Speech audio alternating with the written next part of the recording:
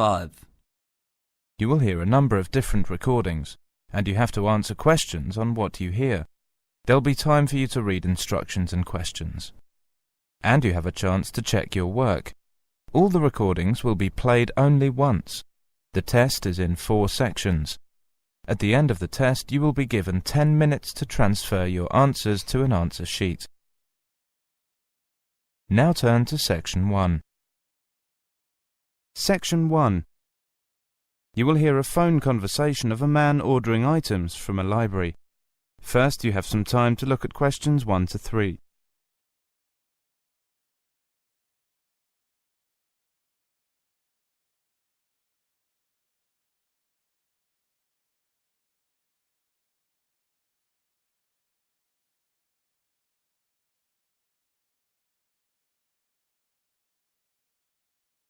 Now listen carefully and answer questions 1 to 3.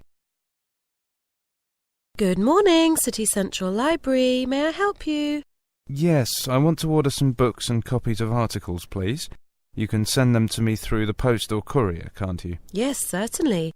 I'll just get the form and take down some details. First, your name, please, sir. Lester Mackey. That's M-A-C-K-I-E. Mackey, Lester. And your membership number? That's M9301274. M930... 1274. Thank you.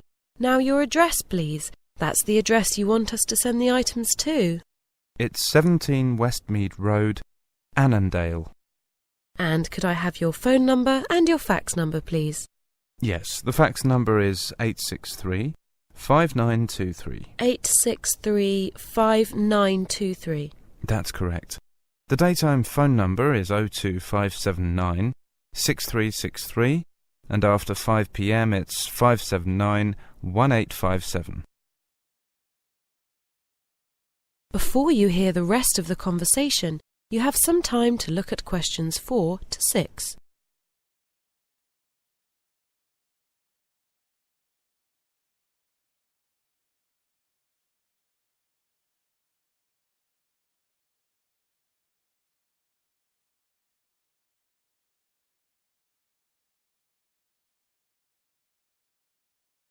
Now listen carefully and answer questions 4 to 6. Now, may I ask why you'll be needing the books? I'm sorry about this, but we have to have this information whenever we send books out from a telephone request. No problem. I'm preparing a short article for the Environment Watch section of the local newspaper. We're quite concerned about the problems we're facing here now, especially since we've been getting so many tourists in the district. Oh, I know. I'm so glad someone's doing something about publicising the problem. Now, how long can I keep the books for? Well, as you know, our normal loan period is 3 weeks with a 2-week extension over the phone.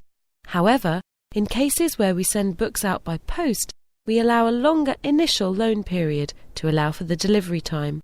So you may have the books for 6 weeks from the date of postage. But I'm afraid the 2-week extension won't apply then. However, you would be able to renew them by bringing them in for stamping, provided no one else has a reserve on them. I should think the normal period would be enough. Now, how do you prefer the postage and photocopy fees to be paid? We accept both cash and credit card, but it will be such a small sum it might be more convenient to send us a money order. Would it be all right if I left it until I come in next time and just pay cash then? Of course, there's no problem with that at all. Before you hear the rest of the conversation, you have some time to look at questions 7 to 10.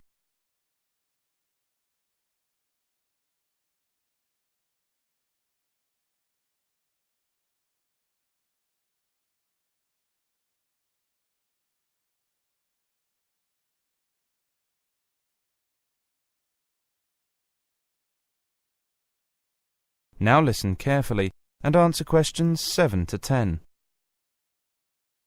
Shall I tell you the articles I want copied first? Good, I've got all that down. Now perhaps we could go on to the books. You tell me the books you need, and I'll tell you whether we have them immediately available, or whether you'll have to wait a bit for them. All right. The details I'll need are the author, publication date, and the title of the book. Is that okay? Yes, no problem at all. The first one is by Halsworth, published in 1978. It's called Land and Water Resources of Australia. Yes, we have that available on the shelves. Good. Now, the next two are both government publications. The first one is rather old, published in 1984. That's Land Degradation in Australia. But the second one is more recent. That's Coastal Zone Inquiry Report from 1993. I'm afraid we don't have the first one. We'll have to get that from the government archives for you. But the second one, the later one, has just come in, so I'll put that aside for you. Wonderful. Now, there are three more. Two rather old books, but they're standard works, so you probably have them. Environmental Law by Fisher and Environmental Chemistry by Raiswell. They were both published in 1980. Yes, we do have both those texts. Environmental Law should be on the shelf, but Environmental Chemistry is out on loan at the moment. I'll put that on reserve for you. Right. And the last one is The Environment Impact of Travel and Tourism by M. Burns and Associates, 1989. Burns, Environment... No, I'm sorry, we don't have that. I'll have to use the interlibrary loan service and get it in for you. Oh, how long is that likely to take? Well, it really depends where we can get it. If it's available locally, it shouldn't take more than a few days. But if we have to send overseas for it, it could be rather a while. We'll do our best to hurry it up. That is the end of section 1. You now have half a minute to check your answers.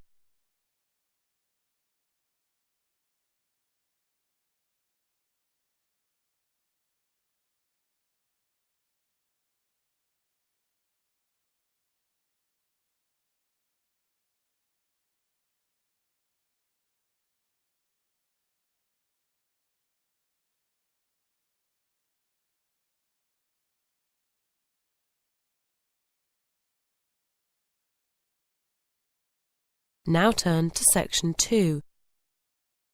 Section 2. You will hear a lecture about the changes of the labour market. First, you have some time to look at questions 11 to 16.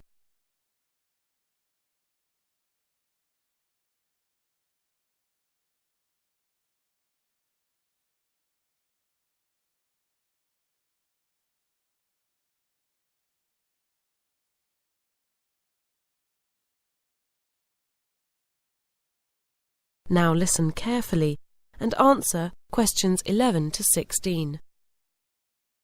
Hello. This afternoon I'm going to begin by outlining some of the main changes that have occurred in the labor market and in working practices over the last 20 years. One of the most significant changes has been the vast move, especially in industrialized countries, from manufacturing to service industries. Although this has freed many people from heavy and repetitive work in factories, many people find their work in service industries equally boring and just as badly paid. Another important change has been that people no longer expect to spend most of their working lives with the same company or organization. As a result, people set themselves objectives which they work towards, and they use the various jobs they do and the different companies they work for as steps towards these objectives. For individual workers, I think this has helped them become more independent and given them more control over their lives. In most companies, the management team has become less hierarchical. This is often called downsizing or delayering. In other words, there are fewer managers and fewer levels of management. As a result, there are not so many opportunities for promotion, and people often feel frustrated because they find themselves at the same level for many years without the chance to rise in the company. Competition from new products and from different parts of the world means that nowadays companies have to adapt very fast to changing markets, and this requires them to be very flexible. Increasingly, this means they don't employ workers directly, but employ other small specialist companies or individuals to do the job when they need them. This means they don't have the expense of employing workers when they don't need them. I believe that for workers who are subcontracted, there are various gains. They're often better paid for the work they do. They work in smaller, more human organizations, and they're able to organize their working lives in ways which suit them, instead of having to fit the routines of a large company. Of course, the biggest areas of change have come with the technological revolution. Workers now have the chance to go job hunting on the World Wide Web, so they have more opportunities to find better or more suitable jobs. Statistics show that generally people work much harder than in the past, with much longer hours. New technologies are largely responsible for this, especially mobile phones and beepers or pagers. These things force employees to stay in contact with their offices even in their free time and at weekends. I think this is a pity, as people need to be able to relax and have time for themselves. Another effect of technological change is that jobs evolve very rapidly, and workers have to be continually going to training courses in order to remain employable. As a university teacher, I can hardly complain about this. But it can place enormous strain on workers if they're obliged to retrain for jobs well into their late 50s when they're getting close to retirement. So I'm not sure if it's a good thing or a bad thing. Before you hear the rest of the lecture, you have some time to look at questions 17 to 20.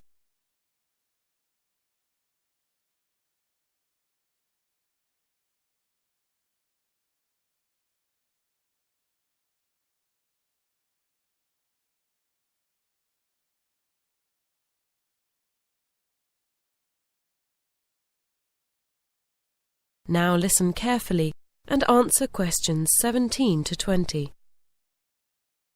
New technology and global competition have, between them, meant that the life cycle of products isn't nearly as long as it used to be. This has been a profound effect on companies on the way we work. In order to cope with sudden changes in the market, companies need much greater flexibility from their staff. As a result, large numbers of tenured or permanent jobs have disappeared. Apart from university lecturers like myself, few people can expect nowadays to have a job for life, and temporary short-term employment has become the norm for many people. However, we have to be positive.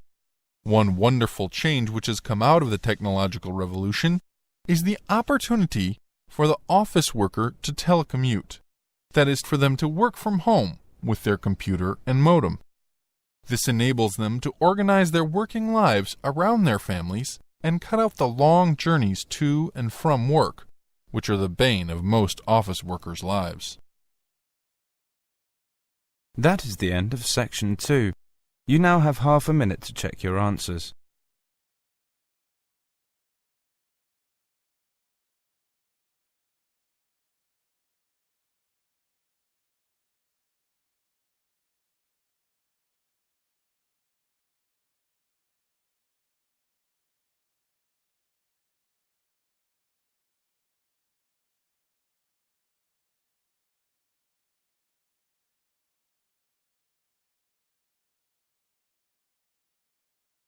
Now turn to section 3.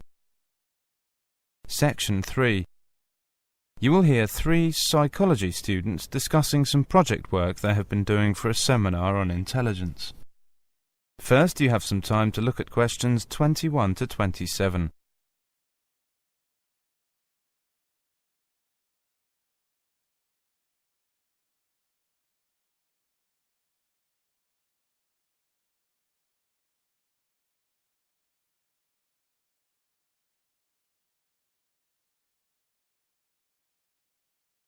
Now listen carefully and answer questions 21 to 27. Hi Martin, hi Maria. How are you getting on with your project? You've got to give the seminar on Friday, haven't you? Hi Farouk, we're getting on fine. It's just so interesting.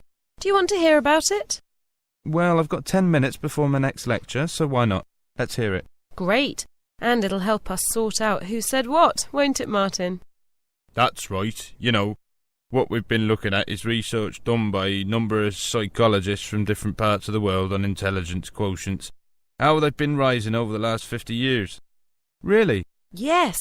Some psychologists have measured increases in intelligence of up to 25 points in one generation. Amazing. What's causing us all to get cleverer?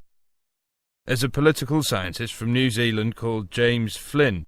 Well, he's a pioneer in this field, and he's found that people perform the visuospatial tasks in intelligent tests much better than they did 50 years ago. Partly, he puts this down to people playing with their PCs and watching TV, things like that. What about diet? Does that have anything to do with it? Perhaps. Robert Howard, a Sydney psychologist, thinks that it does.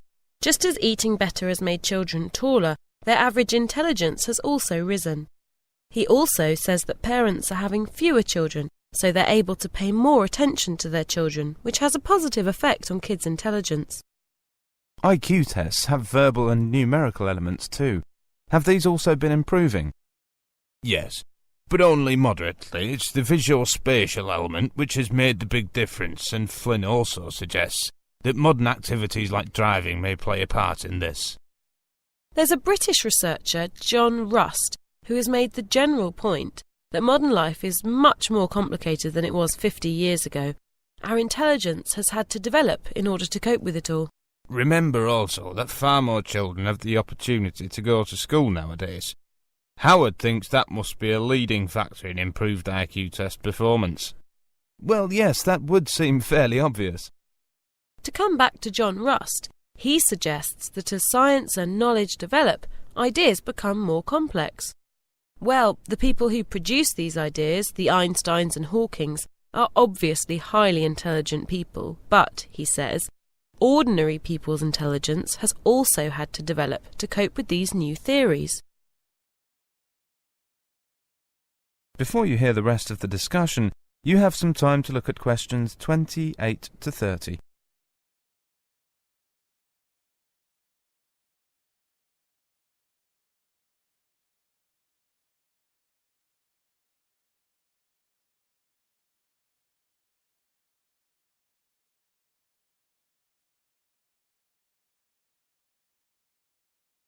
Now listen carefully and answer questions 28 to 30.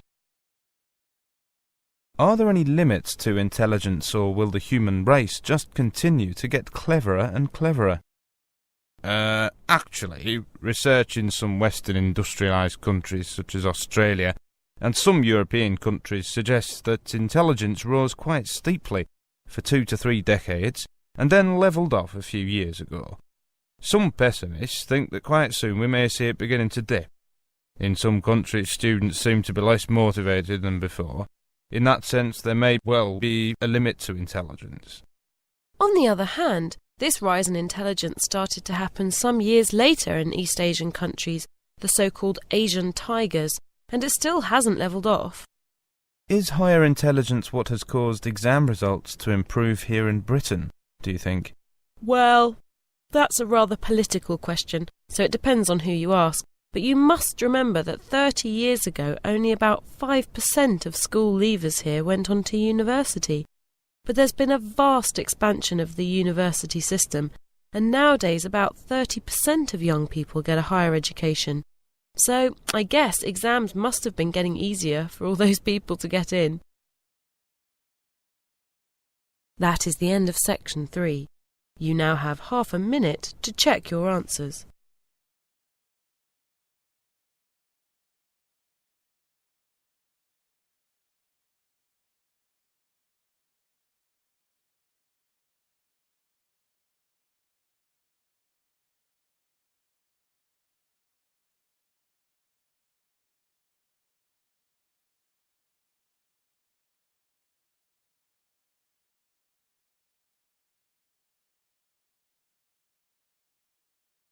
Now turn to Section 4. Section 4. You will hear a woman giving a lecture to a group of business students on subject of motivation at work. First, you have some time to look at questions 31 to 32.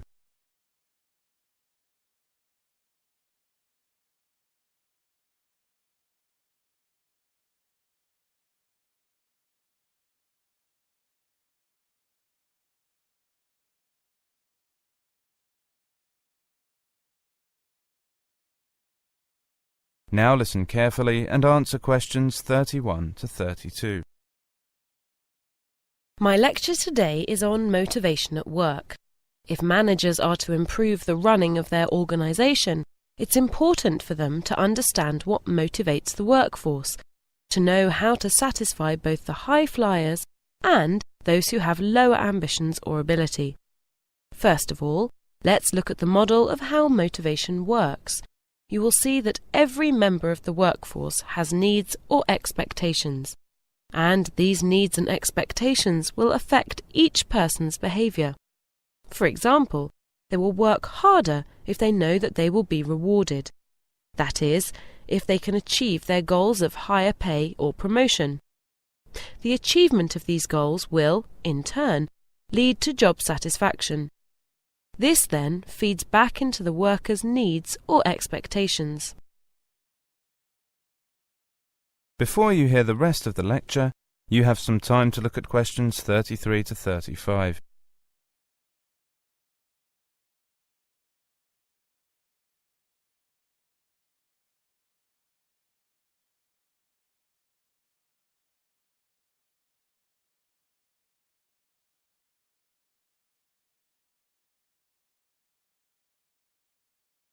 Now listen carefully and answer questions 33 to 35.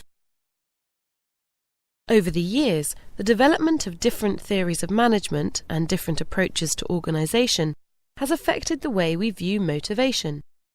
In the 19th century, the writer Frederick Taylor put forward the theory that workers were only interested in making money. In contrast, in the early 20th century, researchers found that people went to work to satisfy a range of different needs, and not simply for financial reward. One need in particular was emphasised, the social need. An early study done on a coal mining company, for instance, showed that people generally were happier and worked more productively if they were able to work in teams. Before you hear the rest of the lecture, you have some time to look at questions 36 to 37.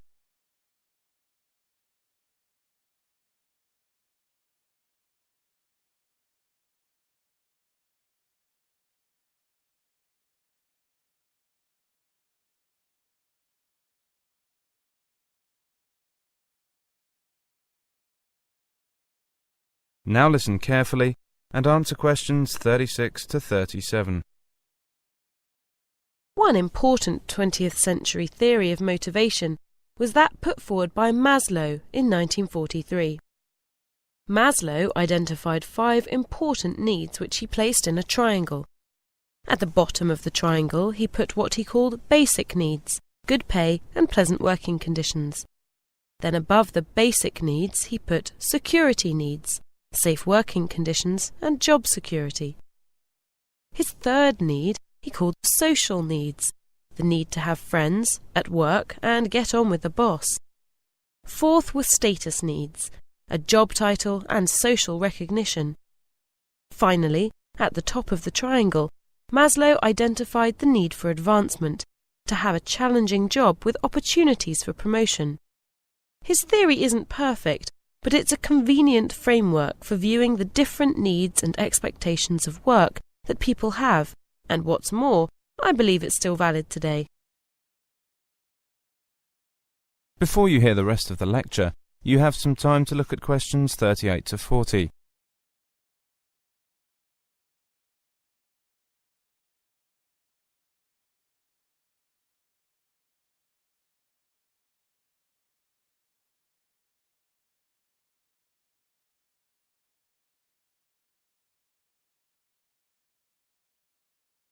Now listen carefully and answer questions 38 to 40.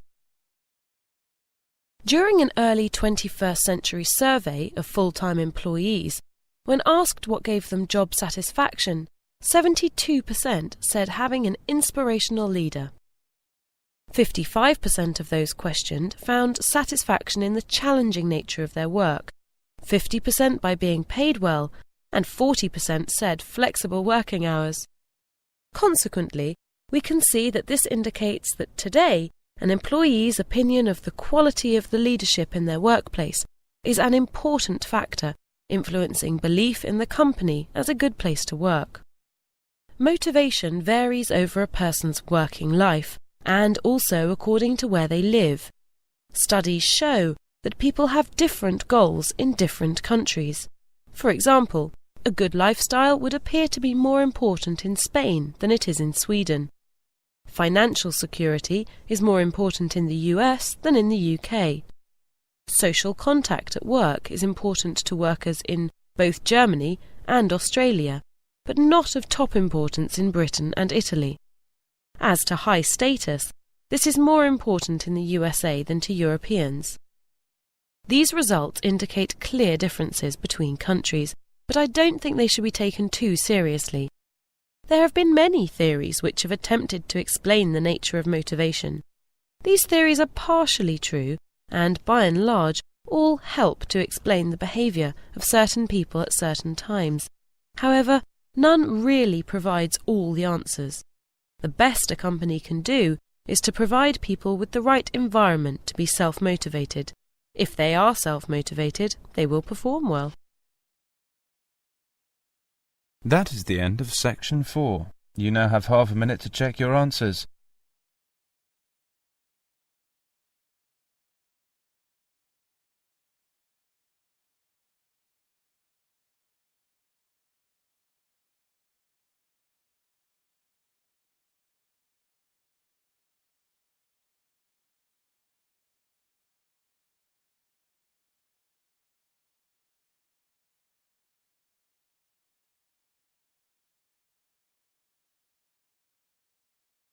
That is the end of listening test, the Ielts test. You now have 10 minutes to transfer your answers to the listening answer sheet.